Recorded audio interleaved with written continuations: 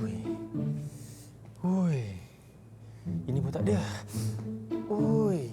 Mana satu ni? Wah. Detektif Akmal.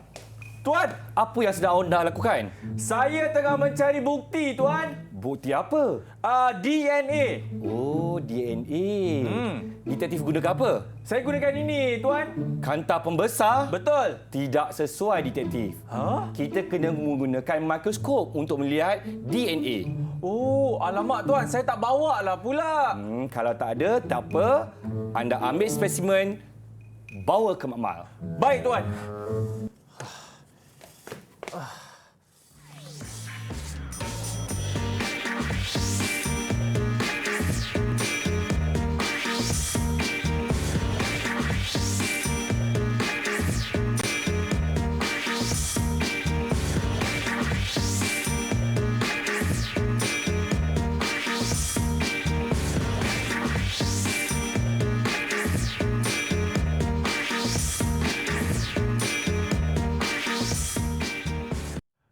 Assalamualaikum, apa khabar semua? Salam sejahtera bersama dengan saya Akmal Nazri dalam slot menengah atas. Semua sihat? Alhamdulillah. Itulah dia sedikit gimmick ataupun sketsa menjadi seorang Inspektor Akmal dan tuannya iaitu Tuan Remy aka Cikgu Remy. Cikgu, Assalamualaikum. Waalaikumsalam warahmatullahi wabarakatuh. Apa khabar Akmal? Panggil saya Inspektor Akmal? Ya, Inspektor. Ya.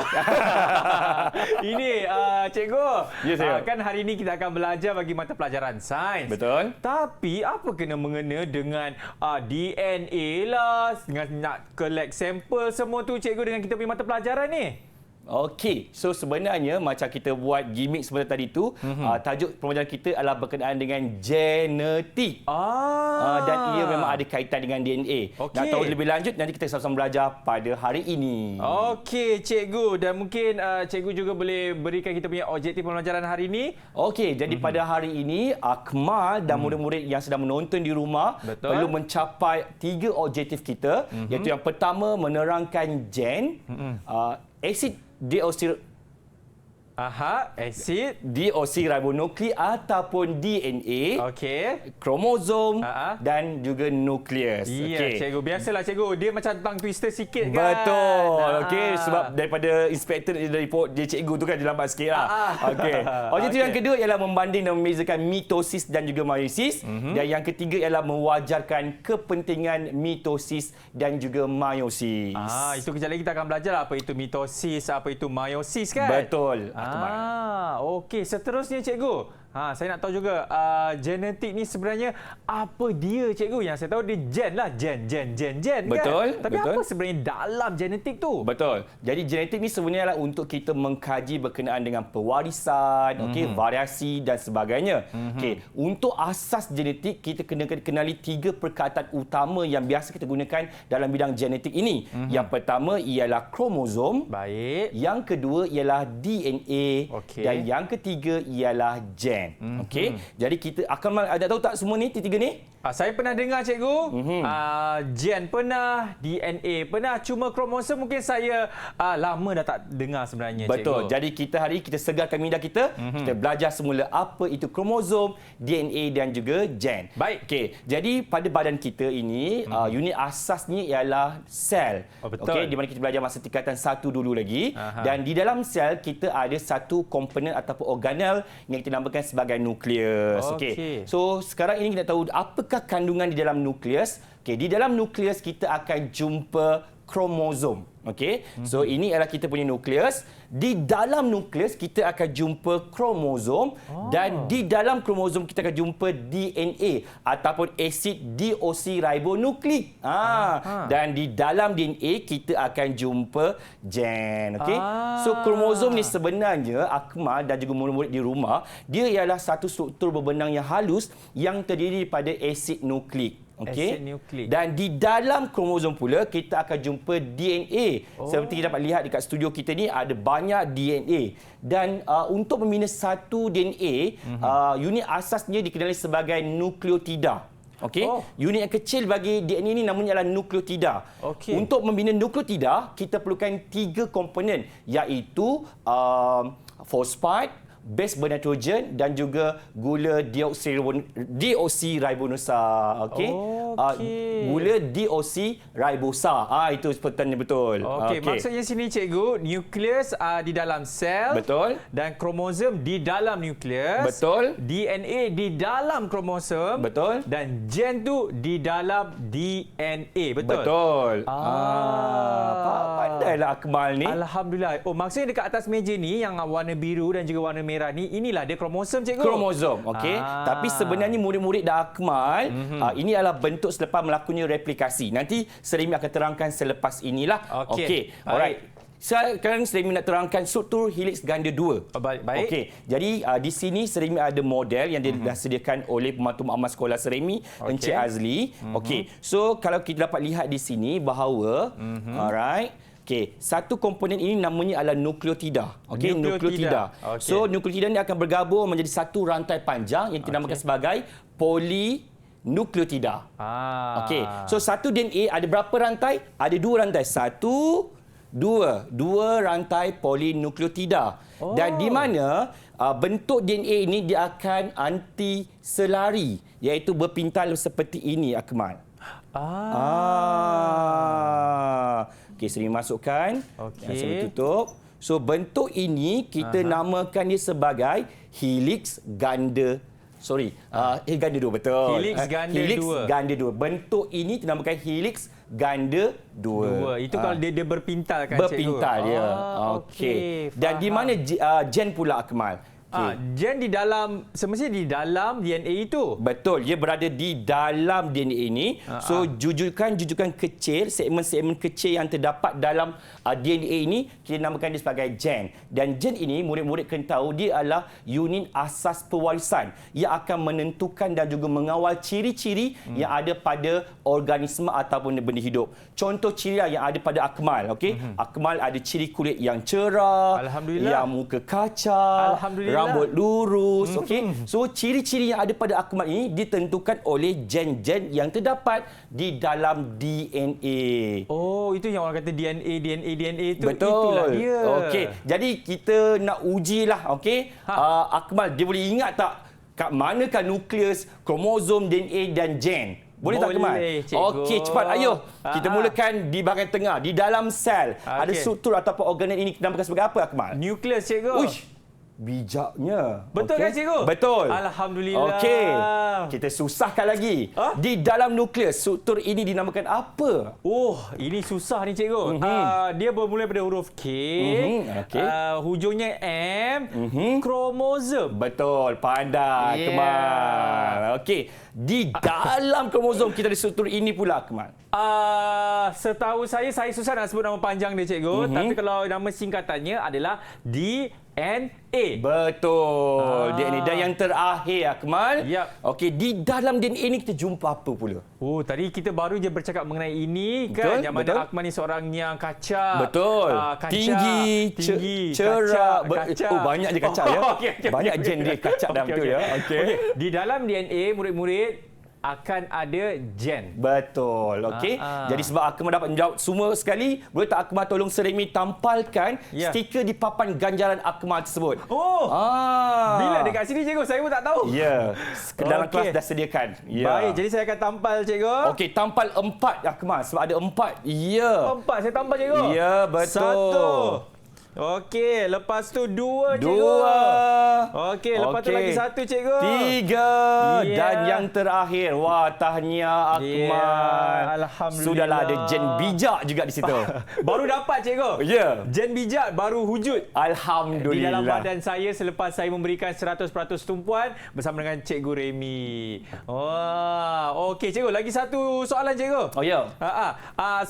Ini dia. Okey. Kromosom. So, kromosom ini sebenarnya ada 2 jenis kat dalam badan kita ni, Akmal dan juga murid di rumah. Yang pertama kita kenali sebagai kromosom autosom dan juga kromosom seks. Okey. So kenapa kita susunan ini? Dia adalah kromosom yang sepadan. Satu datangnya daripada kita punya ibu, satu datangnya daripada kita punya ayah.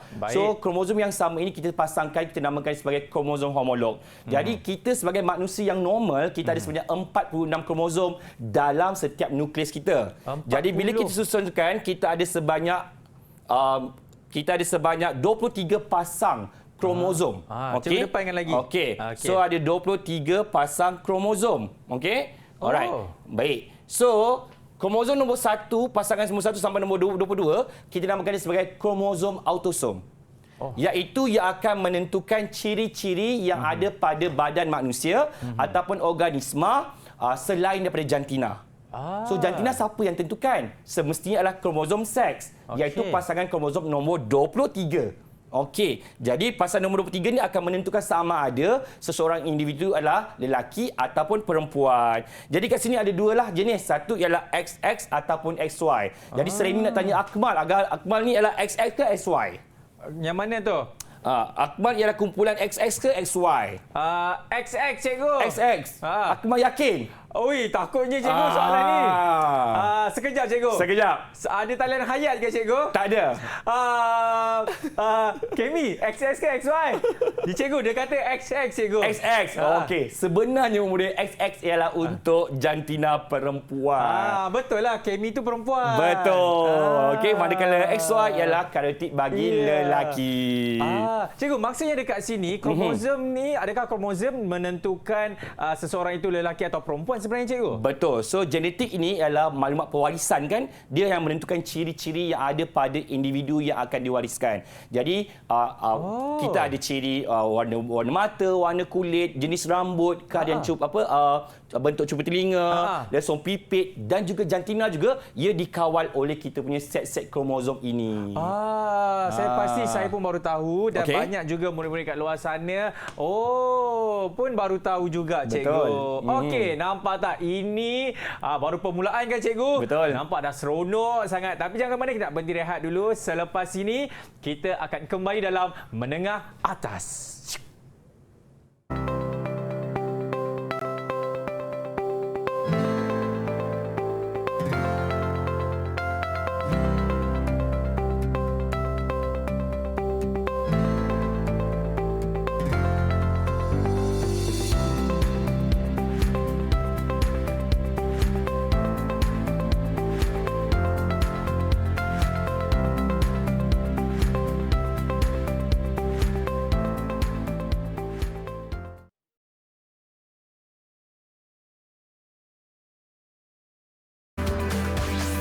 Didik TV KPM.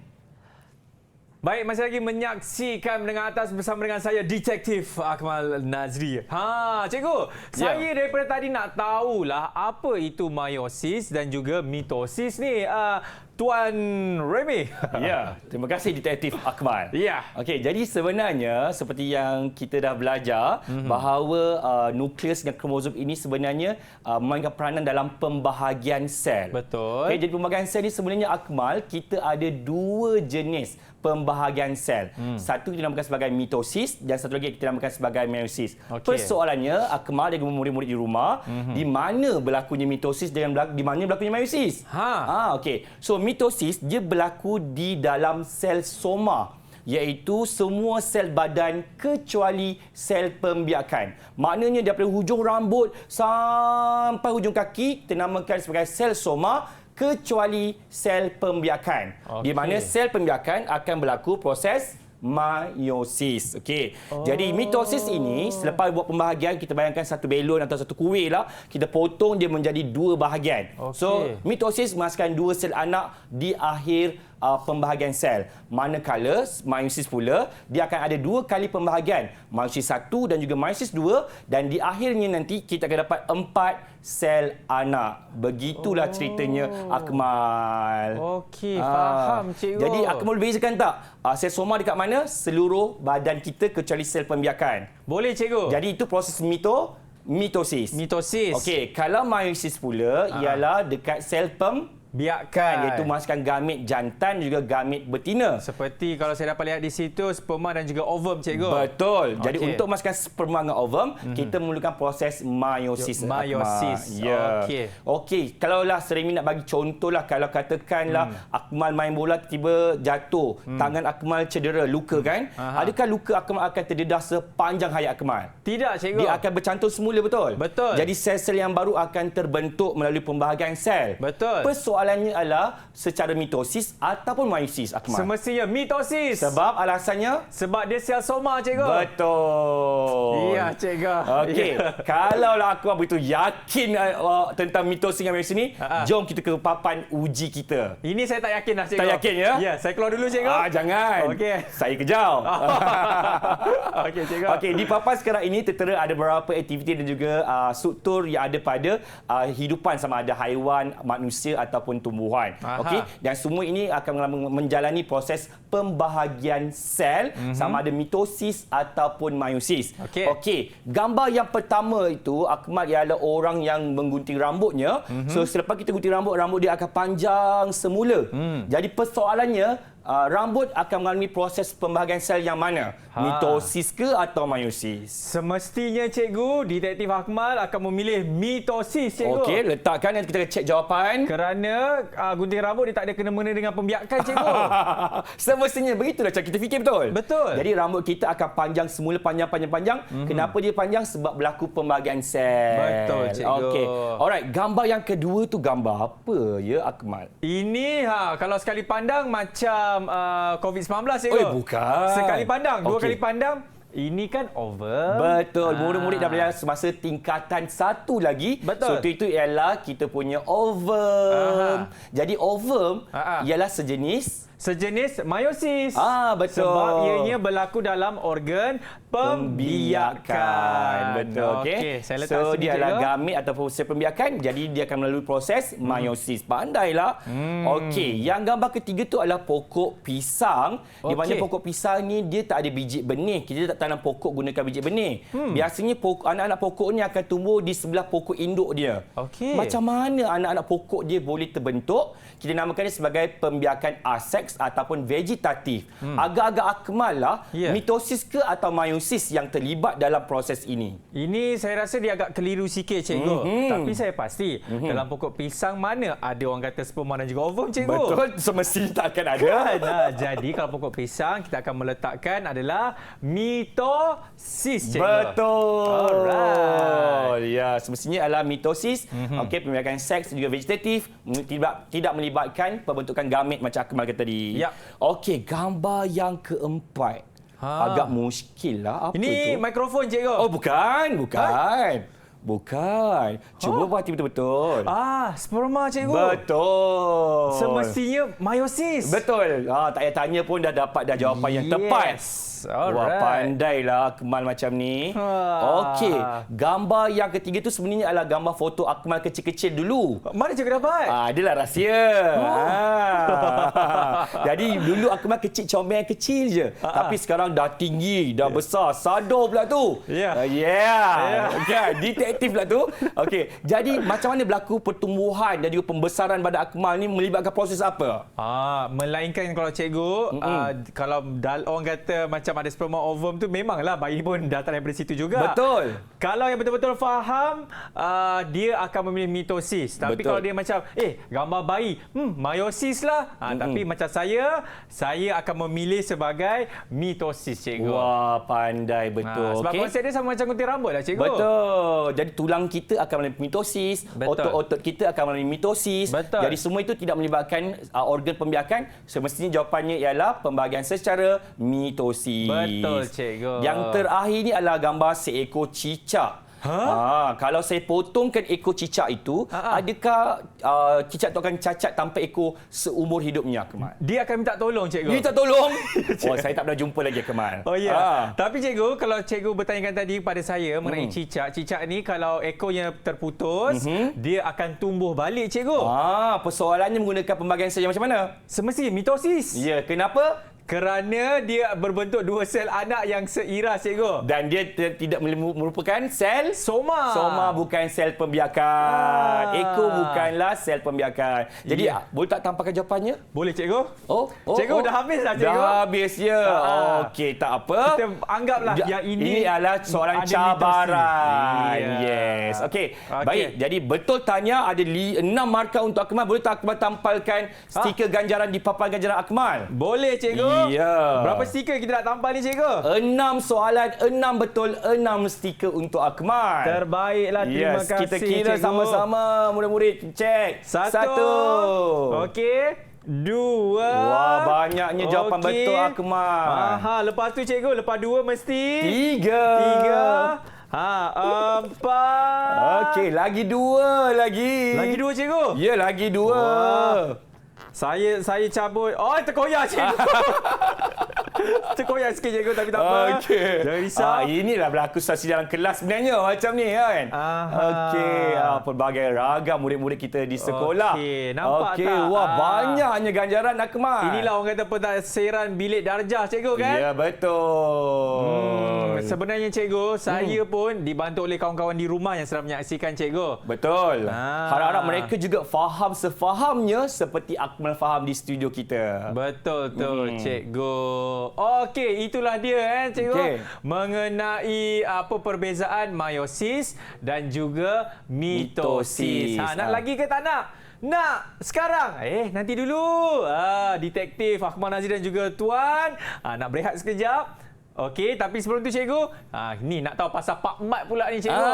Apa itu Pak Mat kan? Apa cerita pasal Pak Mat ni, cikgu? Saya Okey. tengok ada profasa, metafasa, anafasa, telofasa, cikgu. Inilah sebenarnya adalah proses-proses di dalam pembahagian sel mitosis. Aha. Jadi dalam proses mitosis ini ada 4 fasa dipecahkan. Okey. Iaitu profasa, metafasa, anafasa dan juga telofasa. Okey. Jadi susahkan ingat. Jadi murid-murid ingat je perkataan Pak Mat. Jadi Okey. P adalah profasa, M adalah metafasa, A anafasa dan juga T adalah telofasa. Okey. Baik, jadi kita akan tengok satu persatu 4 fasa ini dalam pembahagian secara mitosis. Akmal nak belajar lagi? Nak, cikgu. Okey, kalau nak kita sambung teruskan. Boleh. Okey, kita mulakan dengan profasa. Okey, semasa profasa ini, kromosom akan memendek. Okey, dan juga akan jadi menebal dan ia mudah kelihatan menggunakan mikroskop lah ketika ini. Okey. Dan dia terdiri pada 2 kromatid. Okey, yang dinamakan sebagai kromatid kembar. Okey. Jadi ada 2, kiri yang kanan ni namanya adalah kromatid kembar.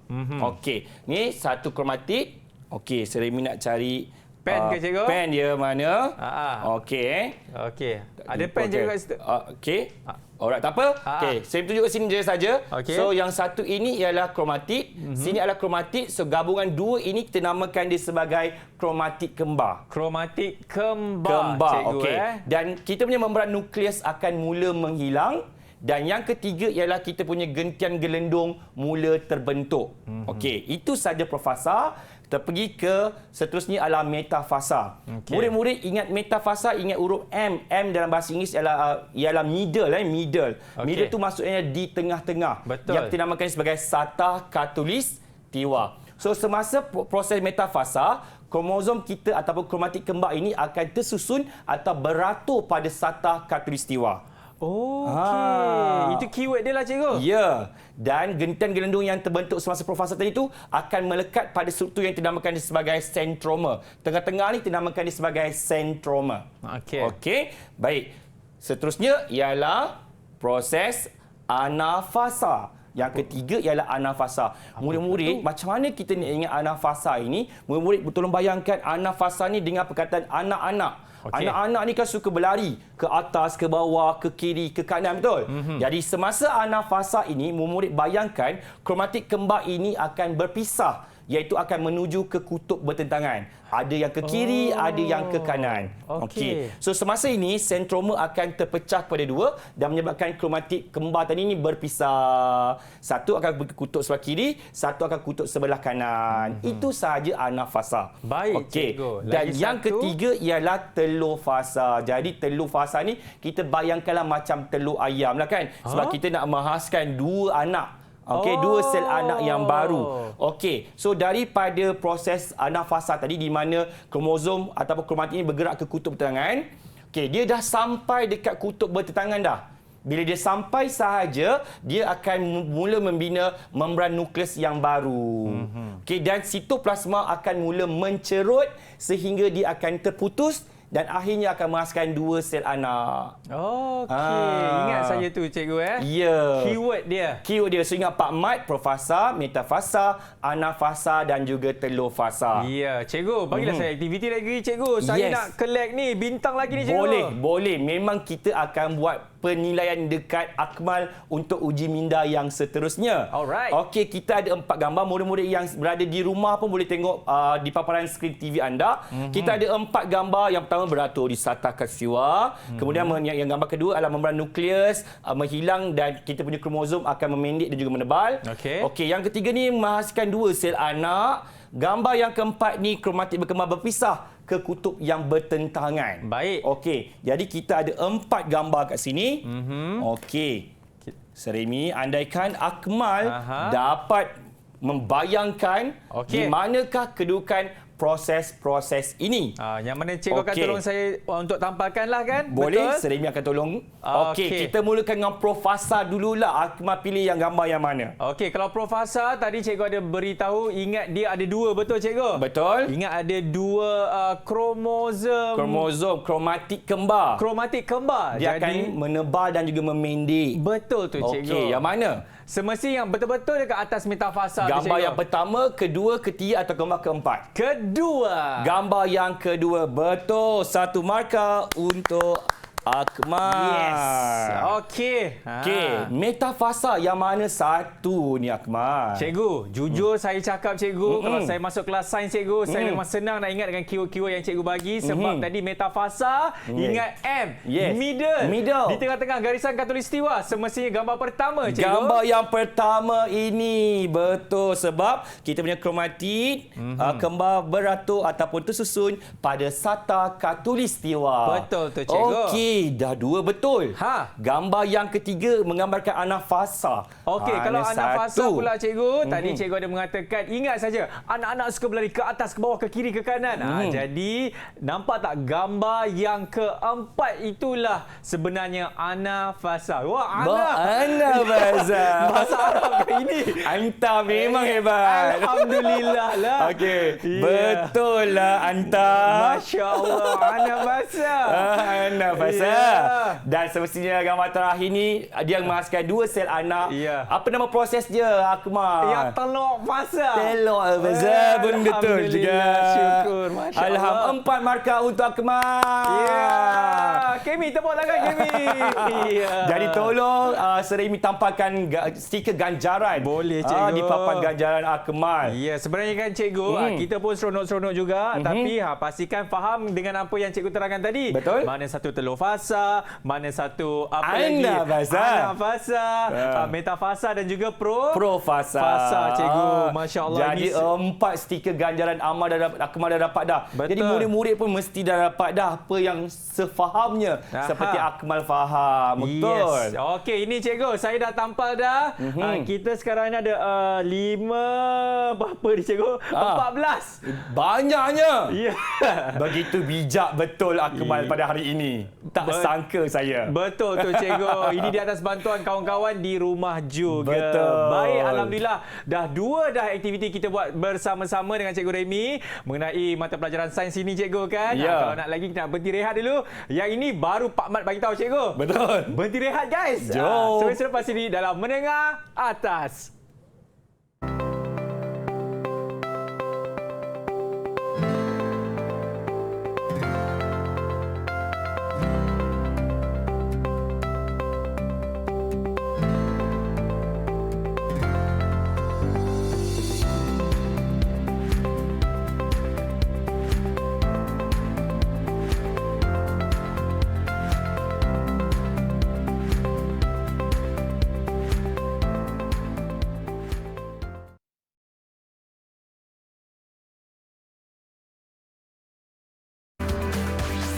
Didik TV KPM.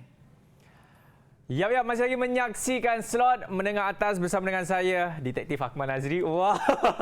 Dan juga Encik Remy. Tadi kita dah belajar dah mengenai mitosis, cikgu, meiosis, lepas tu profasa, telur fasa dan sebagainya. Dan untuk slot kali ini pula, maksud saya segmen kali ini pula, kita nak sentuh apa pula, Cikgu Remy? Okey, sekarang ni slot ini kita akan mempelajari berkenaan dengan pembahagian sel secara meiosis. Macam diterangkan, meiosis ini berlaku di mana, Akmal? Di mana tu, cikgu? Meiosis. Meiosis tadi pembiakan lah. Dia sperma betul. Dan juga ovum. Ya, itulah hasilnya. Mana meiosis ini berlaku pada organ pembiakan. Bagi lelaki di testis, pada perempuan ialah ovari. Betul. Okay? So di mana organ ini akan melalui proses meiosis. Okey. Berbeza dengan mitosis, meiosis ini ada 2 kali pembahagian sel, iaitu meiosis 1 dan juga meiosis 2. Okey. Jadi dia punya fasanya masih sama. Jadi ingat formulanya adalah Pak Mat. Okey, so kita lagi profasa, kita ada metafasa, kita ada lagi anafasa dan juga telur fasa. So ini adalah yang pertama, meiosis 1. Kemudian dia akan sambung pada meiosis 2 bermula dengan profasa 2, metafasa 2, anafasa 2 dan juga telur fasa 2. Okey, jadi saya ini akan kupaskan satu persatu setiap fasa sehinggalah akhirnya kita akan dapat menghasilkan sel gamet, iaitu sama ada ovum ataupun sperma. Okey, jadi kita mulakan dengan profasa 1. Okey, so proses 1 ini di unit yang berlaku dekat meiosis ini ialah akan berlakunya proses yang dinamakan sebagai pindah silang. Okey, selain itu macam membran nukleus menghilang, kita punya kromosom semakin memendek juga menebal, sama juga. Okey, gentian gelendung mula terbentuk, tetapi istimewanya pada profasa 1 semasa meiosis 1 ini ada berlaku proses pindah silang. Apa itu pindah silang? Iaitu proses pertukaran maklumat genetik antara kromosom homolog. Apa itu kromosom homolog? Iaitu kromosom yang sepadan, iaitu satu daripada ibu, satu daripada ayah. Jadi awak dapat lihat pada skrin anda berlaku pertindanan di sini. Okey. So, dekat sini nama proses pindah silang, di mana ia akan menghasilkan genetik yang berbeza. Sebab itulah walaupun kita datang daripada ibu dan ayah yang sama, tetapi tetap akan ada perbezaan ciri-ciri pada anak-anaknya. Okey. Macam Akmal sendiri. Akmal ada berapa adik-beradik? 4 orang, cikgu. 4 orang. Adakah semua sama macam Akmal? Ada yang sama, ada yang dia lain sikit. Lain sikit. Jadi kenapa ada sedikit berbeza-beza, ciri berbeza-beza? Disebabkan proses pindah silang yang berlaku semasa profasa 1. Kan? Alright, itu adalah profasa 1. Kita tengok pula kita punya proses metafasa 1. Sama juga, ingat metafasa, ingat urut M ingat medium. Medium pula, cikgu. Middle, iaitu di tengah-tengah. So di tengah-tengah kita namakan dia sebagai sata khatulistiwa, di mana kromosom homolog ini akan berbaris dan juga beratur pada sata khatulistiwa dan kemudian gentian gelendung akan melekat pada sentroma. Tamat cerita metafasa 1. Kita tengok cerita pada anafasa 1 pula. Okey, so anafasa 1 macamlah sering mencerangkan tentang mitosis lah, kan? Dia akan bergerak ke kutub bertangan. Okey, tetapi bezanya pada meiosis 1, anafasa 1 ataupun meiosis 1 ini, sentroma belum pecah lagi. Dia tak pecahkan yang tertengah tu, iaitu kromosom homolog yang akan berpisah. Dia akan berpisah macam tu. Okey, bukan lagi kromatid. Tadi kita belajar masa mitosis, kromatid kembar, so dia akan terpisah kepada 2. Kromatid. Okey, untuk anafasa 1, kromatid belum berpisah. Dia hanya pisah ialah kromosom homolog. Okey, so dia mula bergerak ke kutub bertentangan. Okey, selepas anafasa 1, apa dia, Akmal? Telur fasa 1. Telur fasa 1. Okey. So, telur fasa 1, dia adalah penghujung semasa pembahagian sel meiosis yang pertama atau 1. Okey. Jadi maknanya kita punya kromosom homolog pun dah sampai dekat kutub bertentangan. Kemudian membran nukleus terbentuk semula dan sitoplasma kita akan mula mencerut dan akhirnya dia akan terpisah menghasilkan 2 sel anak. Dah habis ke belum? Belum lah, cikgu. Belum. Dia akan teruskan semasa meiosis 2. Okey. So, meiosis 2 pula, apa yang akan berlaku? Dia akan bermula dengan profasa 2. Okey. So profasa 2 ni sekarang ni ada berapa sel anak sekarang ni? Ada Akmal? 2, cikgu. 2 sel anak, okey. 2 sel anak ini akan meneruskan pembahagian sel semasa meiosis 2 ini. Okey. Alright. Kemudian kita lihat apa yang berlaku. Sama je cerita dia. Okey, gentian gelendung akan mula terbentuk. Okey, gentian gelendung mula terbentuk. Kemudian membran nukleus akan mula menghilang. Akan boleh ingatlah sekarang? Okey, cerita dia yang pertama adalah gentian gelendung akan hilang. Okey. Okey, yang kedua membran nukleus akan mula menghilang. Ini pun akan hilang. Okey. Kemudian kita punya kromosom ini akan memendek dan juga menebal. Itu je poin dia untuk profasa. Ingat. Okey, sering ulang lagi sekali. Gentian gelendung akan mula terbentuk, membran nukleus akan mula menghilang, kromosom kita akan memendek dan juga menebal. Okey. So dua-dua sel ini pun berlakulah. Okey, serentak. Okey. Di dalam kita punya organ pembiakan sebenarnya. Okey. Boleh tak kita teruskan? Boleh, cikgu. Okey, kita masuk seterusnya ialah kita punya metafasa 2. Metafasa, ingat apa dia, Akmal? Middle. Bukan medium. Betul, jangan terbalik. Yeah. Okey. So kita dapat tahu iaitu metafasa di mana kromosom-kromosom kita akan mula beratur dan tersusun pada sata khatulistiwa. Okey, sata khatulistiwa tu kat mana? Di tengah-tengah lah. Ini dinamakan sebagai sata khatulistiwa. Okey, middle di tengah-tengah. Okey. Kemudian gentian gelendung yang terbentuk semasa profasa tadi tu akan mula melekat pada sentroma. Tadi sering minta Pak tunjukkan kan? Okey, nampak sini dekat tengah ni kita namakan struktur ni kita namakan sebagai sentroma. Kalau murid-murid dapat lihatlah dekat kromosom yang seremi ada di kiri yang kanan ini, okey, iaitu yang warna biru dan juga warna merah ni. So yang tengah ni kita namakan dia sebagai sentroma.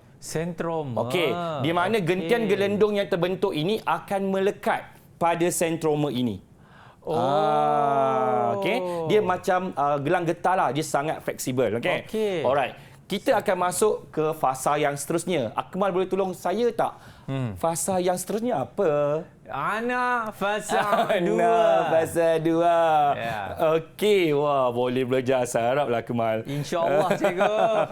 Okey, jadi fasa yang seterusnya ialah anak fasa 2. Okey, macam sering diterangkan berulang kali. Anak fasa, ingat anak-anak, di mana anak-anak ni suka berlari ke atas, ke kiri, ke kanan, ke bawah dan sebagainya. Jadi, anak fasa ini, kita punya kromosom tadi ni, dia akan terpecah dekat bagaimana? Sentromanya ni. Okey, ni sentroma ni, tadi kita bayangkan ada gentian gelendung, satu ke atas, satu dekat bahagian bawah ni, dia akan menarik.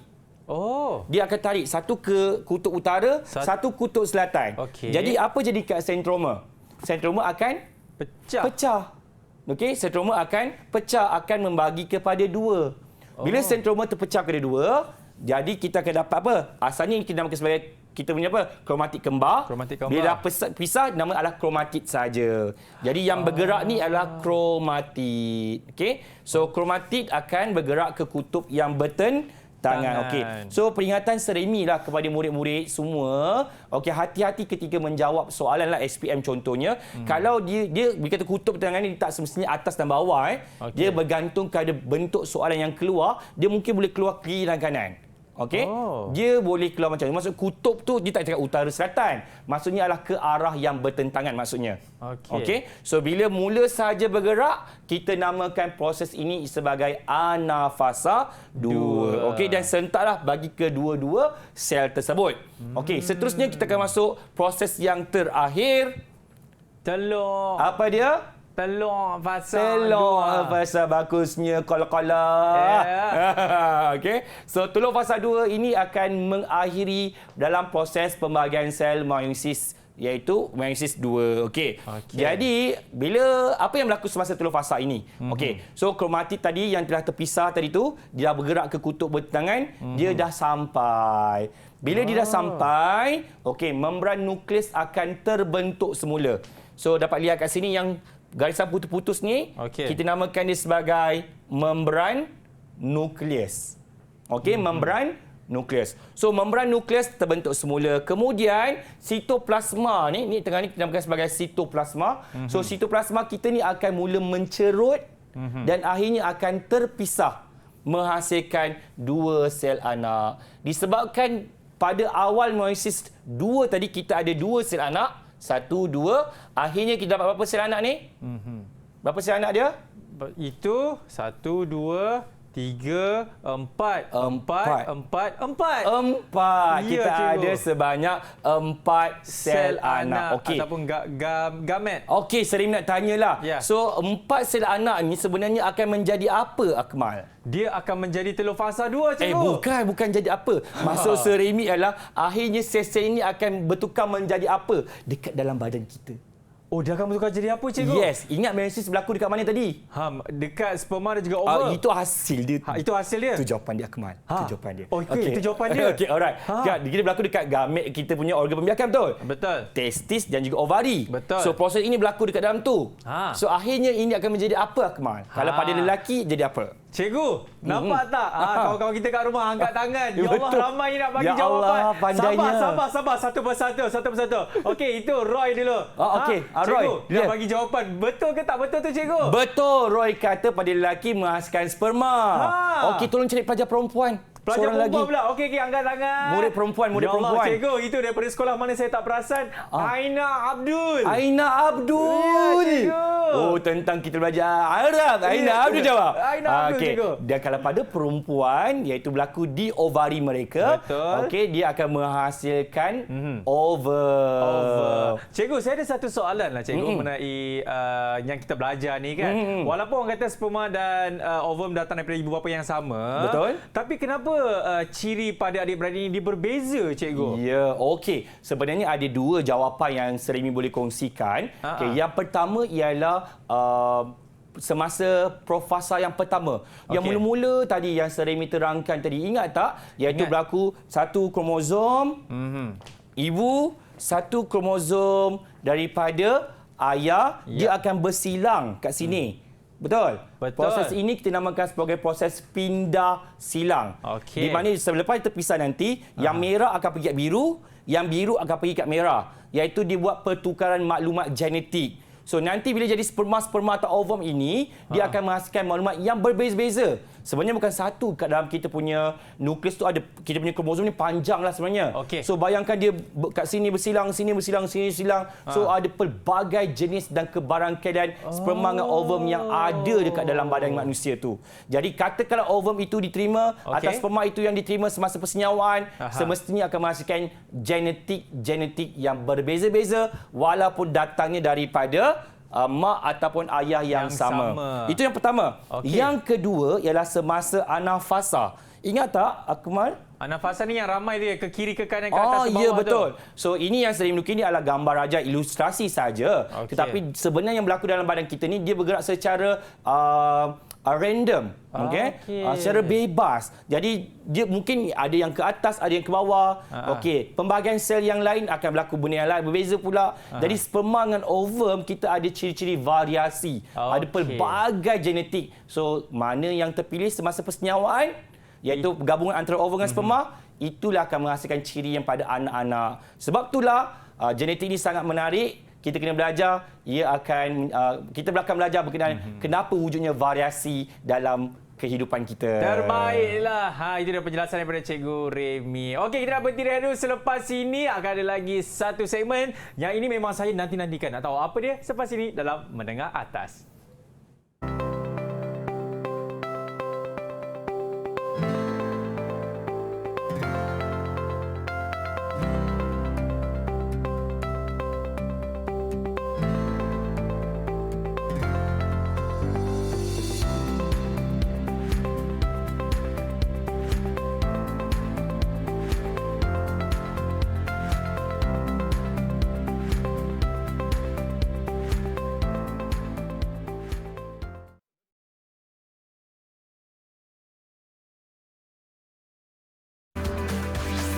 Didik TV KPM.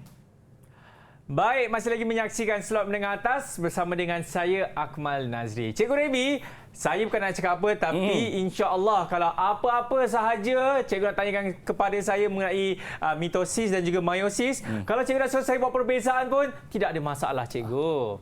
Aduh, masa bijaknya Akmal ni ya. Ya, kenapa belajar ada tu? Belajar sedikit je tapi Inspektor kan? oh ya betul, Inspektor Detektif Akmal semestinya bijak. Ya, cikgu. Okey, yang ni apa pula kita nak belajar pula kali ni, cikgu? Okey, jadi seperti kita punya objektif pembelajaran, kita kena dah tahu dah mitosis, dah belajar dah tentang meiosis. Sekarang ni dalam soalan SPM juga boleh tanya tentang perbandingan. Okey, bila soalan tanya tentang perbandingan saja, murid-murid mesti terlintas tentang persamaan dan juga perbezaan. Betul. Okey, jadi kita sama-sama belajar tentang perbandingan antara mitosis dan juga meiosis. Jadi kita mulakan dengan persamaan terlebih dahulu. Okey. Apa agaknya persamaan antara mitosis dengan meiosis ni, Akmal? Persamaan dia, cikgu. Setahu saya dia punya nukleus dan juga sitoplasma. Sitoplasma, betul. Kan? Betul. Jadi mitosis dengan meiosis ni melibatkan pembahagian sel, betul? Betul. Jadi dia akan membahagikan kita di sitoplasma, macam saya masa kat telur fasa tadi, sitoplasma tu akan mencerut dan akhirnya terpisah, betul? Betul. Okey, yang kedua ialah kita punya kromosom tadi tu, dia menggambarkan nukleus kita. Sebahagian akan anafasa, sebahagian pergi ke atas, satu pergi ke bawah. Kutub berterangan. So kita bayangkan sebagai nukleus itu terbelah kepada dua. So pembahagian mitosis dan meiosis, kedua-dua melibatkan pembahagian sel nukleus dan juga pembahagian sel pada sitoplasma. Itu persamaan dia. Sangat mudah, betul? Betul. Okey. Jadi ini adalah jawapan pembahagian sitoplasma dan juga nukleus. Boleh tak bagi 2 markah stiker dekat Akmal lah? Ya, saya terus bagi, cikgu. Saya dah siap tampal dah. Ya, confident satu markah lagi untuk Akmal. So buktikan bahawa murid-murid kat rumah juga boleh jawab sebaik Akmal, betul? InsyaAllah. Ya. Sama-sama kita belajar. Betul. Okey, seterusnya, kita cikgu. belajar tentang perbezaan pula, Akmal. Baik. Okey. Perbezaan yang pertama untuk mitosis dan meiosis dari aspek tempat. Dekat mana mitosis berlaku, dekat mana meiosis berlaku. Kalau pandai jawablah, Akmal. Baik, saya beli. Oh, silakan. Saya jual. Macam berpantun pula. Okey, kalau tadi kan cikgu ada memberitahu dan memberikan penjelasan. Tempat mitosis ni selalunya di sel soma, kalau meiosis di sel pembiakan. Betul ke, cikgu? Betul lah. Jawapan pun sudah tertera di sini. Okey, so sel soma macam aku cakap itu sebenarnya ialah semua sel daripada hujung rambut sampai hujung kaki kita. Pendek kata semua sel kat badan kita kecuali sel pembiakan. Okey, sel soma berlaku mitosis, sel pembiakan akan melalui proses secara meiosis. Sila lekatkan stiker ganjaran. Ya, saya lekat, cikgu. Betul. Lekat. Ya Allah. Pandai je. So buktikan bahawa pelajar Malaysia memang, murid-murid Malaysia memang pandai macam Akmal, kan? Amin. Amin. Alhamdulillah. Detektif mestilah bijak. Alhamdulillah. Okey, sekarangnya bilangan sel anak, Akmal. Di akhir mitosis, berapa sel anak yang dihasilkan? Meiosis, berapa sel anak dihasilkan? Ini saya macam ingat lupa, cikgu. Okey, cuba ingatkan balik. Seingat saya, kalau meiosis ni dia ada 4 sel anak. Kalau mitosis ni dia ada 2, cikgu. Apa sebab, alasan kenapa kata 2? Mitosis kenapa 2? 2 tu kan sebab tadi kan dia berpecah, cikgu. Berapa kali buat pembahagian dia? 4 kali. Mitosis. Oh, yang mitosis. Mitosis 2, cikgu. Berapa kali pembahagian? Ada 1, 2, banyak, cikgu. Banyak ke? Mitosis, banyak, kan? Akmal. Kan? Sebenarnya 2 sel anak. 2 sel anak. Okey, maknanya pembahagian ni sekali saja. 1, potong terus. Jadi 2. Sekali je pembahagian dia. Kalau mayo tu yang 4 meiosis kan? dia akan 4 sel anak sebab dia ada 2 kali pembahagian sel. Iaitu meiosis 1 dan meiosis 2. Betul. Sebab tu dia akan masukkan 4 sel anak. Okey. Betul jawapan Akmal. Sila tampalkan stiker ganjaran lagi. Ini saya tambah 1 je, cikgu. 1 saja. Sebab 1 tu kurang tepat. Okey, bagus betul anak murid kita ni. Okey. Sekarang ni pindah silang macam Seremi terangkan, pindah silang ni adalah untuk pertukaran maklumat genetik. Dekat mana berlaku mitosis ke meiosis berlaku pindah silang ni? Mitosis tak ada, cikgu. Yang ada kat meiosis je. Ya, betul. So jawapan mitosis ada ke tak ada? Tiada. Meiosis ada. Meiosis ada. Okey, meiosis ada. Ya, cikgu. Okey, meiosis ada.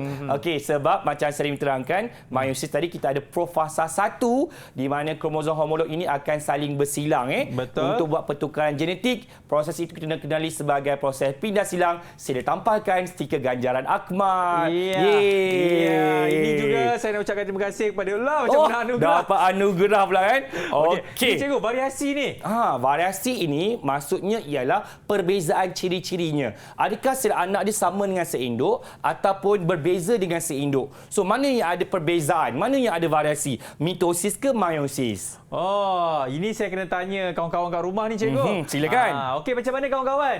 Apa meiosis ada, mitosis tak ada? Itu jawapan mereka, cikgu. Betul lah. Wah, tak sia-sia menonton rancangan kita hari ini. Betul. Dapat jawab soalan perbezaan tentang variasi. Ya, Okey, mitosis dia tak ada pindah silang, bermakna dia tiada perbezaan. So, ciri-ciri anaknya adalah sama sahaja. Berbeza dengan meiosis. Bila ada sahaja pindah silang berlaku, bermakna akan ada pelbagai ciri-ciri yang berbeza-beza. So, ciri yang berbeza ni dinamakan sebagai variasi. Macam kes Akmal tadilah, adik-beradik ada sedikit perbezaan. Kenapa? Itu dinamakan sebagai variasi. Okey, yang terakhir, bilangan kromosom pada sel anak. Soalan ni agak mencabar. Adakah Akmal berjaya nak jawab? Mitosis, berapakah bilangan kromosom sel anaknya? Meiosis, berapakah bilangan kromosom sel anaknya? Yang ini mungkin saya perlukan bantuan cikgu.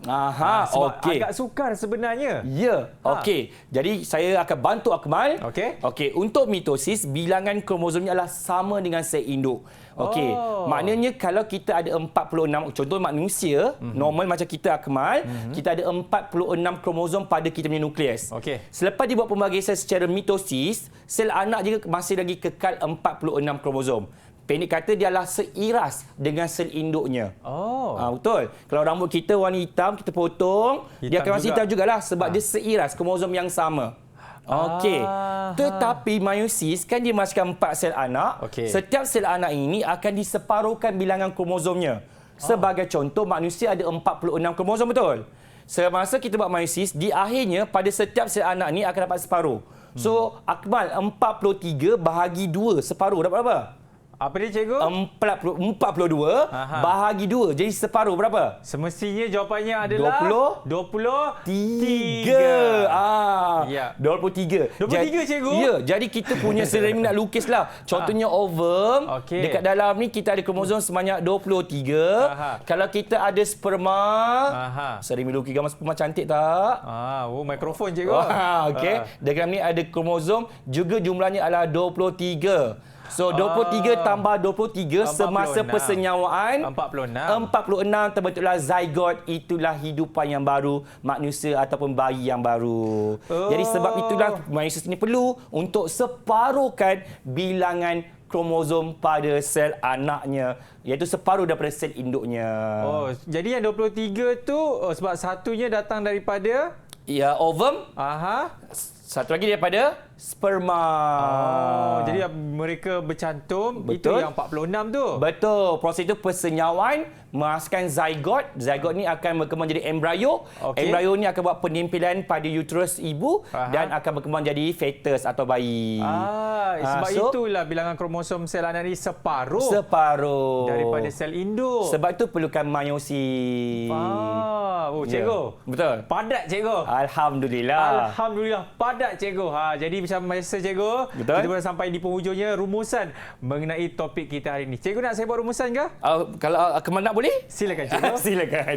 Okey, terima kasih Akmal. Okey, jadi rumusan untuk pembelajaran kita pada hari ini, murid-murid sudah mengetahui berkenaan genetik, iaitu berkenaan dengan kromosom, DNA, gen dan seterusnya. Kita dah mengetahui tentang pembagian sel yang berlaku pada hidupan, sama ada manusia ke, haiwan ke ataupun tumbuhan. Semua akan mengalami proses mitosis dan juga meiosis. Betul. Okay, dan kita dapat tahu kepentingan mitosis dan juga kepentingan meiosis. Macam Akmal buat aktiviti tadilah. Okey, kalau gunting rambut dia akan panjang, kalau kita luka dia cantum semula. Okey, kenapa kita menghasilkan keluarkan sperma yang separuh kromosomnya supaya berlaku persenyawaan untuk masukkan anak. Jadi maknanya kita dah faham keseluruhan nasihat tentang tajuk genetik pada hari ini. Terbaiklah cikgu. Cikgu, bagaimana prestasi anak buah cikgu yang namanya Inspektor Akmal Nazri? Inspektor Akmal Nazri itu kita boleh tengok tak papan ganjaran Inspektor Akmal. Kita kira 1, 2, 3, 4, 5. Oh, banyak berjuta-juta lemon. Banyak cikgu.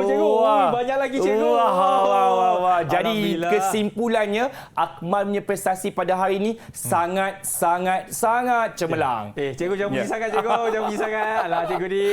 Cikgu, tapi kalau murid-murid kat rumah kan nak dapatkan latihan ini ataupun orang kata membuat rujukan. Macam mana cikgu? Jadi bolehlah menonton berulang kali siaran kita dan kalau nak dapat bahan ini bolehlah ke portal Delima Sumberku. Terbaiklah. Terima kasih banyak-banyak diucapkan kepada Cikgu Remy. Sama-sama. Saya rasa satu pembelajaran yang cukup seronok hari ini cikgu. Alhamdulillah. Cukup padat dan saya pasti bukan saya seorang saja yang faham. Murid-murid yang menonton juga faham dan insya-Allah dapat ini jawab dalam peperiksaan nanti. Kita akan jumpa lagi kalau ada salah dan silap. Saya mohon maaf. Assalamualaikum. Jaga diri guys. Bye-bye.